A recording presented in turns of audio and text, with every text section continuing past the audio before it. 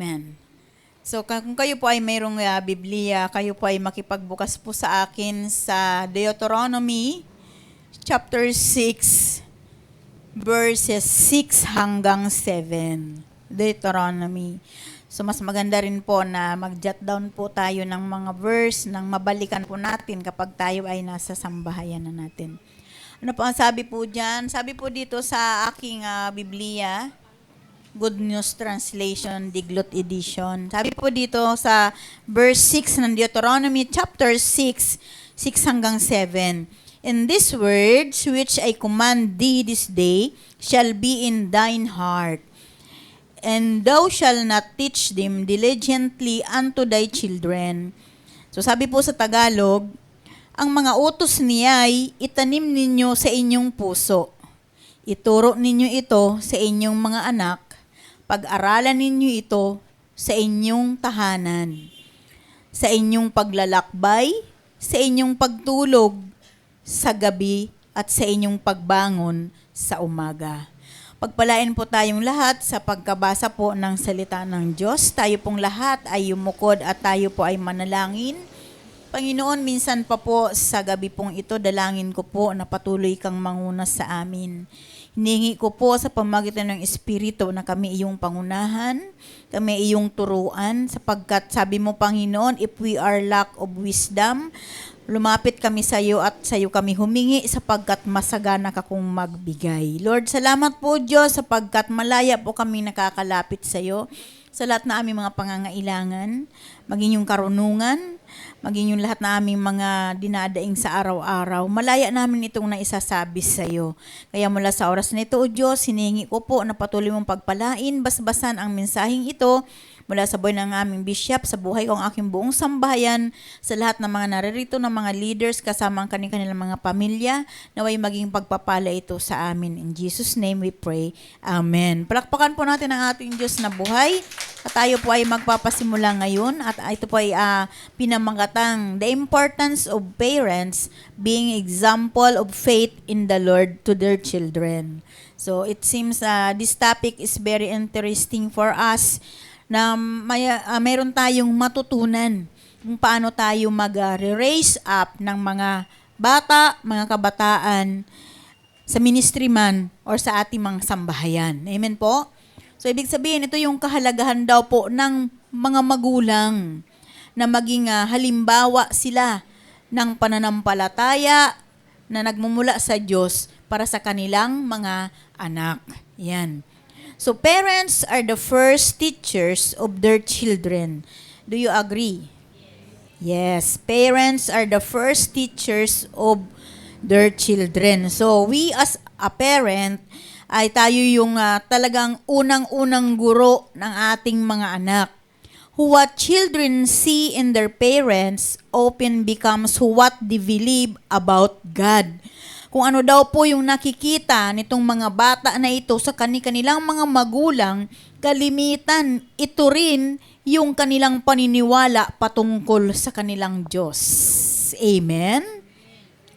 Our faith is not only taught by words but revealed through daily living. So lagi po nating tatandaan yung ating pong pananampalataya ay hindi lang po ito na ituturo sa pamamagitan ng salita, bagkus ito ay nahahayag sa pamamagitan ng ating pang-araw-araw na pamumuhay.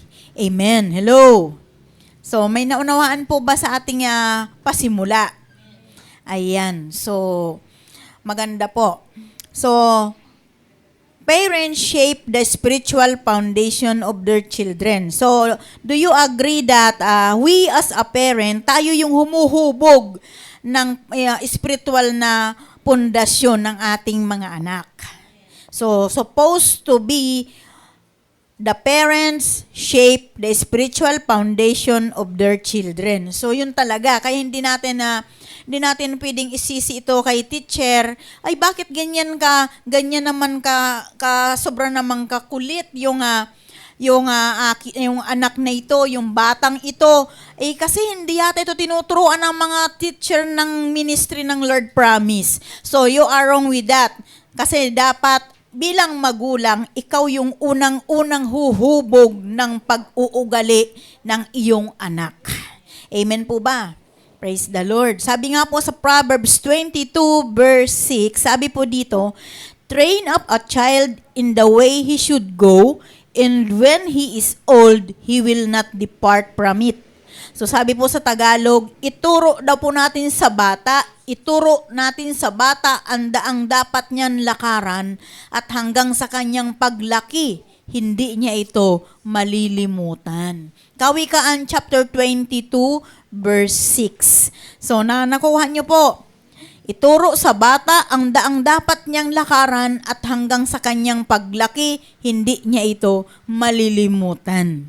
So, alam niyo po, habang pong pinag-aaralan ko po itong pagtuturo na ito, yung topic na ito, na I've realized na ang isang bata, hindi mo pwedeng sisihin yung kanyang pinagmulan. Amen. May mga bata ngayon na mostly talaga lumalaki sa magulang o sa lola, sa lolo. Am I right? So, hindi natin pwedeng isisi sa kanya talagang nanay o tatay man kung bakit siya naging ganun. Kasi kung sino yung kinalalakihan ng bata, siya dapat yung unang maghuhubog ng pag-uugali ng kanyang inaalagaan bata. Amen po ba? So, bakit wala ba kayong tanong? May tanong ako. Bakit kaya mayroong mga bata, hopefully makarelate po tayong lahat. Bakit kaya may mga bata na parang bata pa lang, ay parang hindi na maganda, hindi na maayos yung kanyang buhay. Parang yung bata pa lang as if na nakikita na natin kung ano yung kalalagyan niya sa kanyang paglaki. Samantalang tayo naman yung laging kasama. Amen po ba? Nakaka-relate ba tayo doon? Tayo naman yung laging kasama. Sabi ko nga, isa nga doon sa napansin ko, sabi ko kaninang tanghali siguro, nag-uusap-usap kami dito yung anak ko, tapos katabi ko yung apo namin. Sabi ko, mahirap din pala, sabi ko sa anak ko, mahirap din pala na lumaki ang isang bata sa kanyang lola. Kasi parang dumadating sa point na parang lahat na lang gusto niya lola. Parang ganun, kahit naaawayin na, kahit na inaaway ko na nga si Ana, ganun pa rin. Yung parang bang yung kanyang kalooban ay hindi rin nagbabago. Amen? Nakaka-relate ba kayo doon? Kaya, sabi nga, nasa atin, tayo yung may authority na ituro natin sa kanya habang lumalaki siya kung ano yung dapat niyan lakaran. Tayo yung may authority na magdisiplina hanggang sa kanyang paglaki. Hindi niya makakalimutan kung ano yung naituro sa kanya. Amen po? Hello? Alam niyo po, isa din po sa patutuo din po namin dito po sa aming mga apo. Alam niyo po ba yung kinagisnan nitong yung bunso namin na apo? Every time na mag-scroll siya sa Facebook, pag nakakita siya ng ganitong emoji ko, sabi niya, pray, pray, pray. Tapos kapag yung time na sasabihin mo, pray mo nga ako, maskit ang ulo ko. Ang dami niyang sinasabi, as in talaga naglilayhan siya. So, yung buhay niya, as in saturated siya ng spiritual na presence. Yung presensya ng mga maka-spiritual ay saturated yung bata.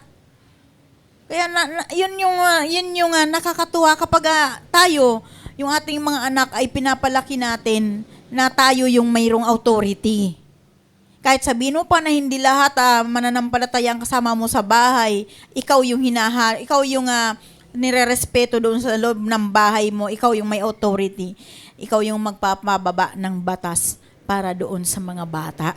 Amen po ba? Hello? So kung ano po yung kinagisnan ng bata, yun din yung kanilang kalalakihan. Amen po ba?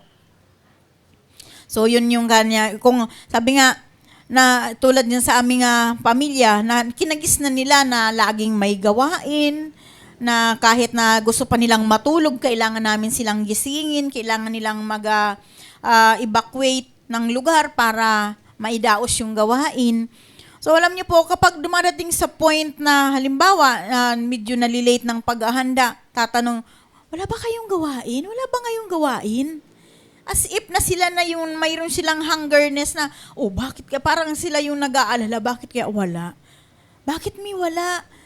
Mayroon kayong gawain, bakit ka nandito? Yung mga ganun. 'Di ba? Kasi tayo dapat, nandun na dapat sa atin yung authority. So sabi dito, when parents practice faith at home, praying, reading the word, worshiping, children grow up understanding that God is real and important.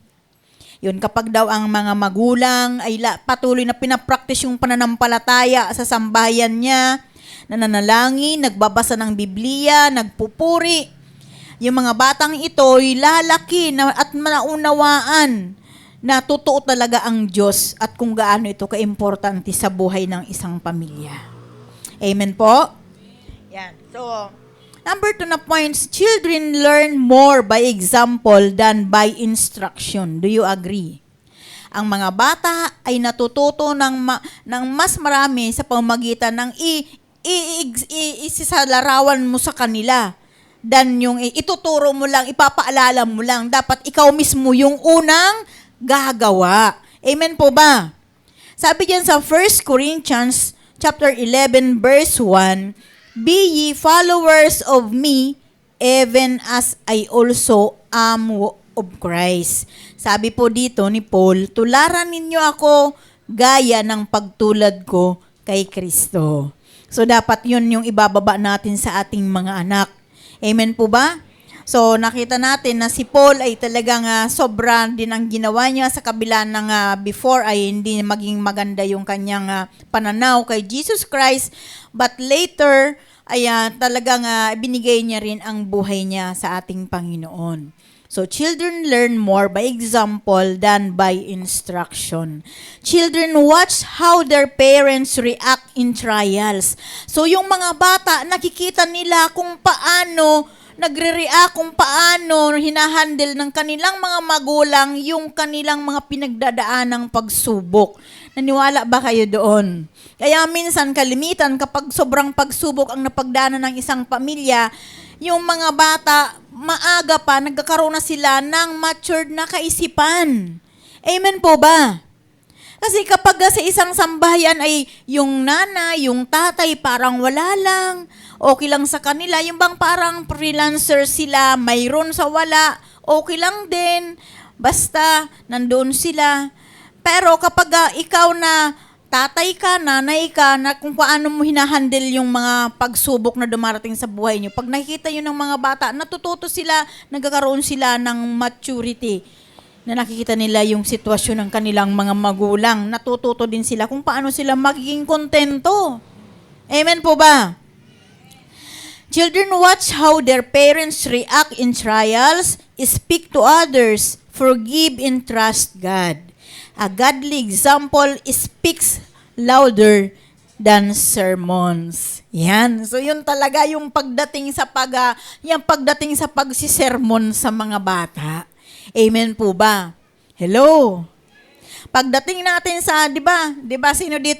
Sino yung ditong magaling maggawa ng sermon? Magaling mag-sermon sa mga anak. Amen. Hello. Hello. I have this kakilala, somebody na kakilala ko na talagang yung sermon ay talagang hindi nawawala sa kanyang mga anak. Pero dapat matuto tayo na i-segregate natin. Kung sermon yan, pag sinabing sermon, sa spiritual kasi ang sermon yung mensahe na. Pero pagdating sa literal, ang sermon sa pandinig ng bata, masanting yan. Amen po ba? Ano ba naman to? Agang-aga. Hindi mo ba ako muna pagkakapihin? Kahit na sa mag-asawa, di ba? Kapag ang asawang babae ay magaling talagang maggawa ng sermon, ay grabe, ano ba? Aalis na lang ako, magsisermon ka pa. Hindi kung sasabihin ng mga asawan lalaki, ba't kung ihinahanda mo na lang kaya yung tuwalya ko, Hinahanda mo na lang kaya yung damit ko kaysa magsinermon ka dyan. Amen po ba? Hello? Kaya nakaka-relate ba tayo? Yan. So, gusto ko rin nabigyan kayo ng points dito when it comes to sermon. Pag sinabing sermon kasi segregated yan, dapat pag ang anak natin nangangailangan ng paalala, yung mga paalala with a Gentile na attitude. Paalalahanan mo, anak, medyo na ano ka na. Ako ang aking line diyan. Anak, tandaan mo. Lagi yan na, kumbaga kahit na minsan mayroon ng pagtatampo sa akin, pero nandun pa rin yung malumanay. Hayaan natin na yung anak natin ang magkaroon ng conviction sa atin. Kasi alam nila na, alam ng mga bata na ang kanilang magulang ay nagkakaroon ng sama ng loob sa kanila. Pero kahit na alam na nila na may sama ng loob sa kanila at ganun yung marinig nila, nagkakaroon sila ng conviction. At sa pamagitan noon, natututo din sila na baguhin yung kanilang mga ugali. Amen? Hello? So, kung paano tayo magsalita, ituro natin kung paano tayo humingi, kung paano tayo magpatawad, kung paano magtiwala sa Diyos. Yung sinasabi ba na, anak, minsan 'di ba yung mga anak natin, mayroong ano yan mayroong mga pangailangan. Minsan sasabihin, dumadating yung mga relying yan ng mga bata, ay ganito, mayroon kaming project sa school, mayroon kaming dapat na contribution bilang magulang. Anak, God will provide. Maghintay-hintay lang tayo, ha? Hindi tayo ipapahiya ng Diyos. Yung ganon. Kaya alam niyo po ba, sa dito po, super relate po talaga ako dito sa children na nakikita natin na kung paano yung mga magulang, kung paano hinahandle yung trials, kung paano sila nagsasalita, kung paano nila ipakita sa kanilang mga anak na sila'y nagtitiwala. Mayroon kaming isang anak na malayo pa yung kanyang mga gastusin, nire-relay niya na lahat. So, maganda yung ganun eh. Kasi habang papalapit yung kanyang sitwasyon na ganun, mayroon siyang gastusin, mayroon siyang bayarin, talagang bugbog na sa panalangin. Kaya alam niyo po ba, lagi kong sinasabi, anak, hindi tayo ipapahiya ng ating Diyos na pinaglilingkuran. Kaya pag ako nagsabi sa kanila, anak, sige na, ito na, magbayad ka na. Minsan, nanlalaki ang mata. Diba? God answers prayer. Kaya sanay sila sa ganun. So, sa amin, wala sa aming mga anak na pag humingi ay may yung mayroong kasama na agwa di taranta sa pamilya, sa magulang. Walang ganun. Yung wala silang, kapag mayroon silang pangailangan, parang nahihiya pa silang mag-speak out ng pangailangan nila. Bakit? Kasi alam nilang lahat ang sitwasyon eh. Alam nila yung kung paano namin hinahandle yung pangangailangan. Alam nila kung paano namin hinahandle yung lahat na sitwasyon.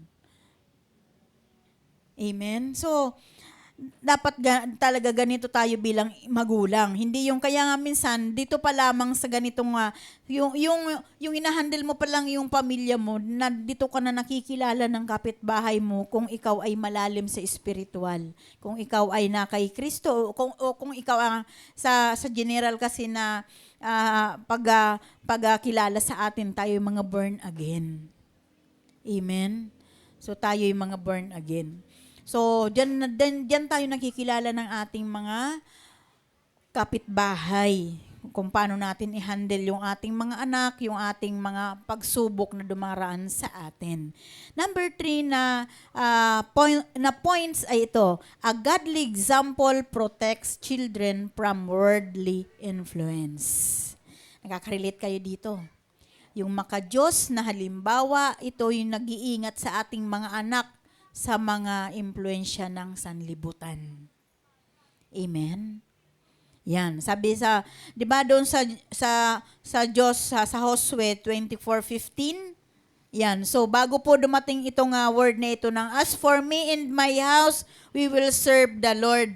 mayroon pong pagpili dito. Mayroon pong ginawa dito si Yahweh na pinapili niya po yung pamilya po ni Josue, kung saan sila maglilingkod, kung doon daw ba sa mga Diyos-Diyosan, o doon sa mga goddess. Pero sabi niya, basta ako, sabi ni Joshua, basta ako at ang aking sambahayan ay maglilingkod. Sabi dito, para sa akin at sa aking sambahayan, kay Yahweh kami maglilingkod. Ayan, so talagang dadating doon sa pagpili. So kailangan meron tayong authority doon. Dapat nakikita natin ito. We parents boldly live for God. We set a standard in the home that helps children stand firm against sin, peer pressure, and temptations. So tayo daw pong mga magulang dapat, yung pag sinabing boldly, yung as in talagang mayroong katapangan. Amen? Matapang na ipamuhay natin ang ating Panginoon. At tayo dapat ay magsiset tayo ng standard sa ating sambahayan. Amen po ba? Alam niyo po ba, pagdating sa bagay na to, sa bawat sambayan, sa bawat pamilya, lalo na sa atin, mga espiritual tayo, kung mapapansin natin sa ating mga pamilya, mayroon talagang sumusuhay. Pero lagi nating tatandaan, walang magulang na, lalo na pagdating na naglilingkod sa Panginoon, walang naglilingkod sa Panginoon na ang kanyang pamilya ay mawasak o masira. Kung bakit mayroong mga sirang pamilya, it's because it's their choice. Amen? So, sa buhay namin ni tatay, so ayaw namin ng ganun. Pero sa pamilya namin, may mga sitwasyon na mahirap. So, kung mayroon mang ganun mga pangyayari, it's their choice. Hindi namin yun pinili, kundi pinili nila yun. So, ganun din tayo sa ating sa ministry natin, sa ating mga Bible study o sa ating mga cell group. Di ba? Kung bakit mayroong mga nalalaglag doon, o let's say na lang sa ministry, bakit mayroong umaalis? It's because gusto nilang umalis, ayaw na nila sa atin. Amen po ba? Hello? Kumukuha lang naman sila ng dahilan para sila ma-let go. Amen po? Kasi wala naman, bilang pastor, wala naman na may gusto na sa kanyang mga tupa o sa kanyang mga pinamumunuan ay mayroon siyang tatanggalin. Nangyayari yung disciplinary action. Pero dapat doon sa disciplinary action, dapat doon pa lang na pagtatagumpayan nila yun because para sa kanila yun. Amen po ba? So hindi naman yun para sa amin. Kaya mayroong mga nangyayaring ganun. So, kaya may umaalis kasi ayaw na nila sa atin. Ayaw na tayo nilang makasama. Ayaw na tayo nilang makita. Amen po ba? Hello? Kaya dapat alam na natin yun. Bakit sila umalis? Dahil ayaw na nila sa atin. So, isa pa doon, number 1 talaga doon, mayroon silang gustong patunayan sa kanilang sarili na hindi pa nila nararanasan ever since, lalo na kapag po ang isa pong, lalo na sa kabataan, let's say kabataan, lalo na isang kabataan na talagang nagising na siya sa pamilya ng ministry. So, ibig sabihin nun, hindi niya naranasan yung mamuhay na sa influensya ng sanlibutan. So, may tendency yun na sa kanya habang lumalaki siya sa ministry, habang na-mature siya doon sa ministry, nagiging curious siya doon. Paano kaya maranasan yung ganyang buhay? Parang gusto ko rin na may kalayaan ako. Mayroong ganun eh. Kaya may tendency na ganun sila. Na gusto nilang umalpas. Minsan nga sabi ko nga, bakit ba para bilang pastor, sabi ko, bakit parang mahirap sila i-let go? Pero sila, nililet go nila si Lord. Pero sa atin na tayo yung nagpapakain, tayo yung nag-aalaga, parang ang hirap-hirap sa kanila na i-let go sila. Pero bakit sila isang iglap lang, nililet go tayo nila? Amen po ba? Nakaka-relate ba kayo doon? Yan, kaya maging aware po tayo doon sa mga sitwasyon na yun. So, kaya nga sabi ko nga, bilang magulang, dapat yung doon sa pinamumunuan natin, sa mga downline natin, dapat na nahahambing natin yung pamumuhay natin. Dapat hindi tayo nagkakaroon ng dalawang uri ng pamumuhay. Kung ano yung pamumuhay mo na kay Kristo ka, dapat yun na yung dumaloy kahit na sa ating mga pamilya at sa ating mga kaluluwa na inaalagaan. So, wag na natin na ibahin pa. Mamalilito pa tayo. Amen po ba? Kung ano yung buhay kay Kristo, ngayon na nakakilala na tayo, dapat yun din yung dadaloy sa ating mga pamilya. Amen po ba? At yun din yung padadaluyin natin doon sa ating mga pinangangaralan. Kasi alam niyo po ba, katulad nga nung sinabi na, sabi nga doon sa 1 Corinthians 11:1, na tularan daw natin siya sapagkat siya'y tinutularan niya si Kristo, sabi ni Paul. So, mahirap naman na si Christ yung tinutularan natin, pero pagdating sa ating mga sambahayan, iba yung ipinapakita natin. Kaya nagiging iba yung release ng ating mga anak. Amen po ba? Hello. So, a parent's faith. So, pinag-usapan dito yung pananampalataya. Encourages children to trust God personally. So, kung ano yung pananampalataya na mayroon tayo, yun yung ilalagay natin, yun yung i-input natin sa ating mga anak kung paano sila magtiwala sa Diyos. Sa kanila na lang. Yung sila na lang ba? Amen po ba? Minsan parang nakakalungkot sa isang bata. Sa amin kasi nangyayari yung ganun. Yung bang nagpapaalala ka, tapos sabihin mo, paano pag wala na kami? Yung word na yun na sa bandang huli, paano pag wala na kami? Parang iba sa pandinig nila yun. Parang ang feeling nila, parang lonely sila. Laging may balik yun, si mommy. Ayaw nilang marinig yung ganun. Lahat naman may katapusan. Ang pagkakaiba nga lang natin na tayo ay na kay Kristo dahil dito sa lupa may katapusan, pero mayroon tayong pangwalang hanggan. Amen? Ayaw nilang marinig yung ganun. So, ibig sabihin, they are needing more faith. Kailangan talaga na magplant tayo na magplant ng pananampalataya sa kanila. Nang sa ganun, malaman din nila na sila naman din ay hindi rin naman sila forever na mabubuhay. Amen po? Kaya dapat natin na maunawaan yun, yung pananampalataya natin, huwag nating baguhin sa mga anak natin. Yun din ang ilalagay natin. Amen po ba? Sabi nga 2 Timothy chapter 1 verse 5, when I call to remembrance the unfeigned faith that is in thee, which dwelt first in thy grandmother Lois, in thy mother Eunice. So ito yung pananampalataya na yung si Eunice, yung lola niyang si Lois, tapos yung nanay na si Eunice. Yung dito sinalin niya sa kanyang mga anak yung kanilang pananampalataya. So mababasa natin yan sa aklat ng Timoteo. So, kumbaga, nandoon yung faith talaga nangibabaw sa mga anak niya. So, hindi niya talaga hinayaan na hindi yun mamana ng kanyang mga anak.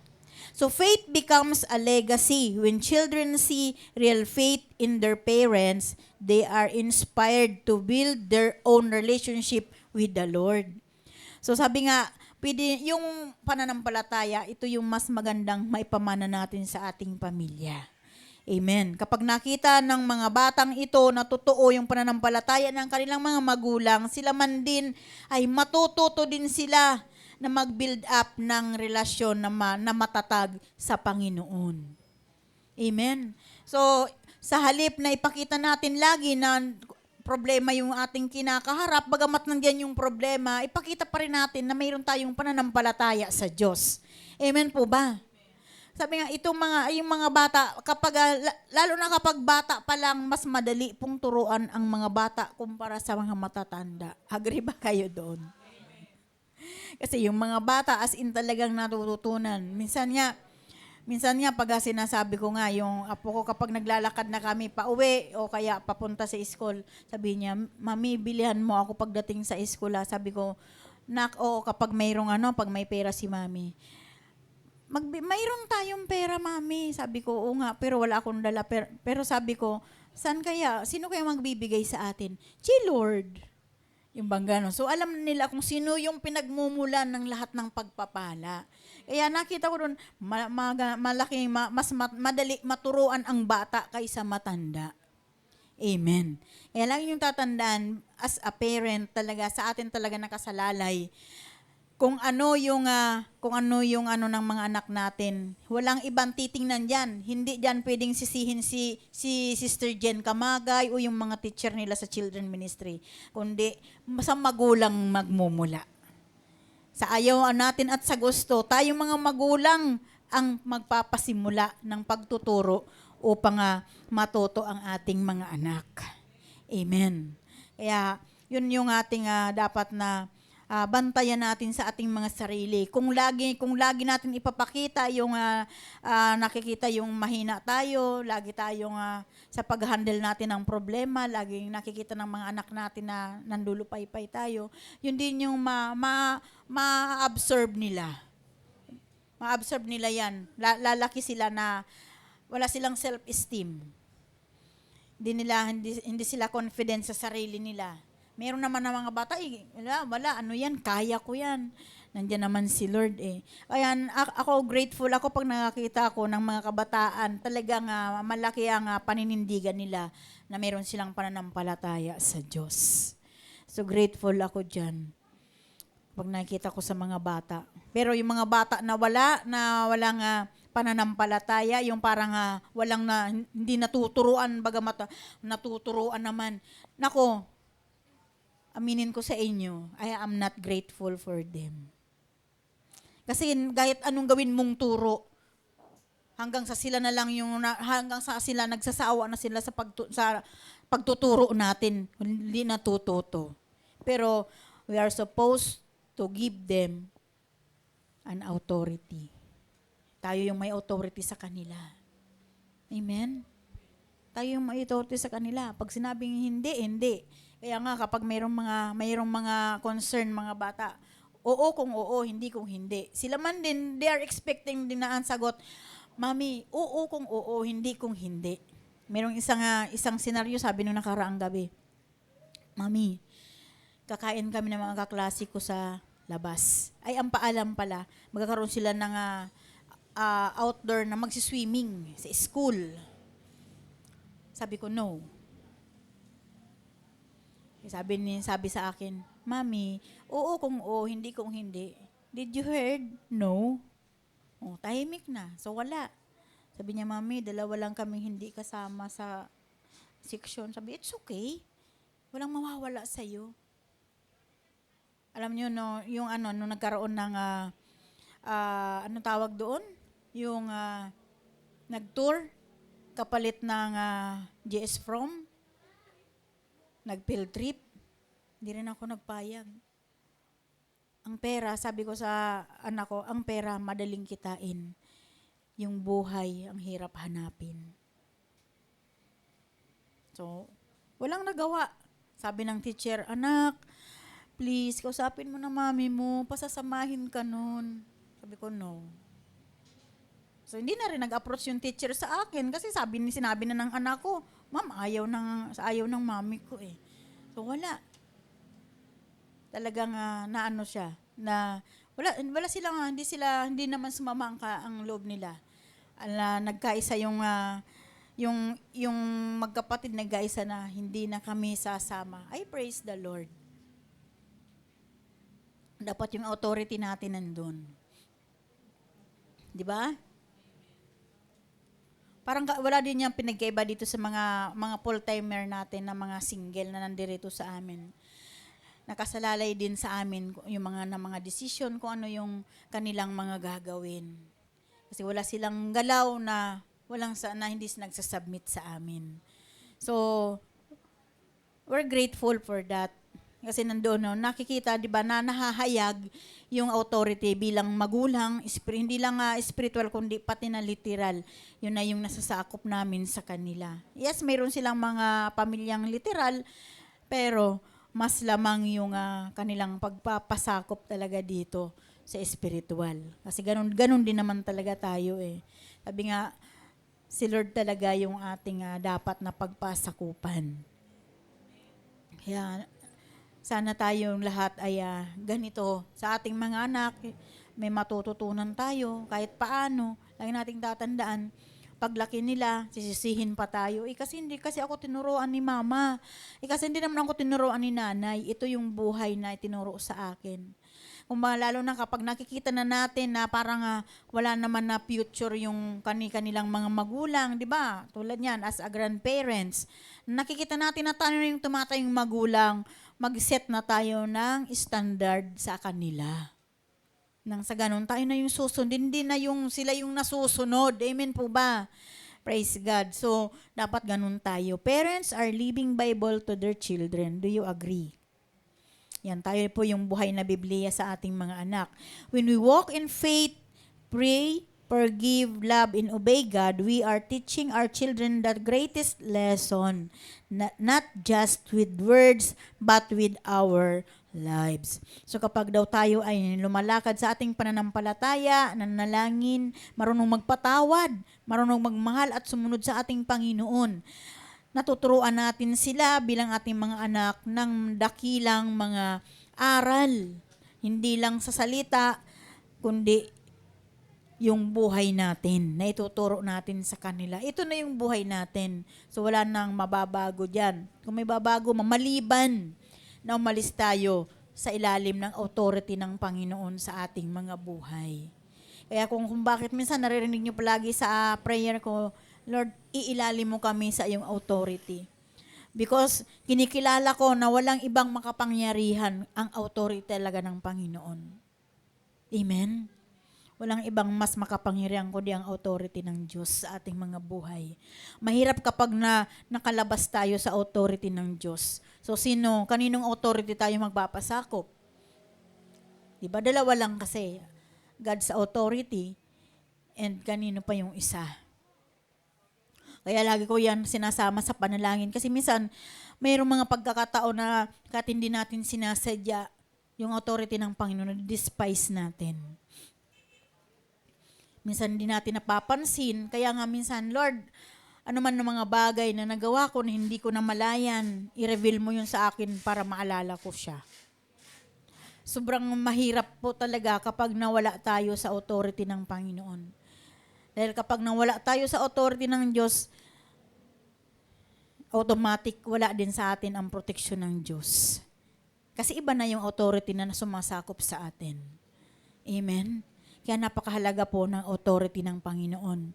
Dapat lahat tayo, ang buong sambayan natin, lagi nyo yan na ipasakop sa authority ng Panginoon. Nang sa ganun, walang sino mang makakaagaw ng bumong sambayan sa kamay ng Diyos, maliban ito ay kalooban niya. Kung mayroon man na mangyaring mga senaryo, mayroon man nangyayari na mga mahirap na sitwasyon, kalooban yun ng Panginoon. What is important, nagpailalim tayo sa authority ng Diyos. Amen po ba? Salamat sa Panginoon. Lord, we thank you, Father God, for this evening. Dalangin ko patuloy na patuloy mo kaming turuan upang patuloy namin itong ma-impart sa aming mga anak, sa aming mga mahal sa buhay, O Diyos, na kailangan nila sa mga oras na ito. Lord, yung aming mga anak, itinataas namin sa iyo, maging yung mga apo, Lord, lahat na pamilya na naririto ngayon, O Diyos. Ang bawat pamilya, ang bawat mga anak, babae man, lalaki man, mga apo, Lord, patuloy namin itinataas sa iyo, Panginoon. Patuloy mong hawakan ang kanilang mga puso, hipuin mo ang kanilang mga puso, yung mga pusong mga matitigas, gawin mo itong malambot, Panginoon. At turuan mo ito na magpasakop sa iyong authority, na katulad ng magpapasakop ni Paul sa iyo, Panginoon. Nagpapasakop din kami sa iyo upang magpasakop din sa amin ang aming mga mahal sa buhay, mga anak namin, Panginoon. Salamat po, Panginoon, sa karunungan na pinahiram mo sa amin sa gabing ito. Nawa, mayroon kaming natutunan, may apply namin ito sa buhay namin at maibaba namin ito sa aming mga anak. Ang lahat ng ito ay ibinabalik namin sa iyo sa pamamagitan ng banal na lingkod na si Jesus. Lahat na anak ng Diyos ay magsabi ng Amen. Praise God. Palakpakan po natin ang ating Diyos na buhay.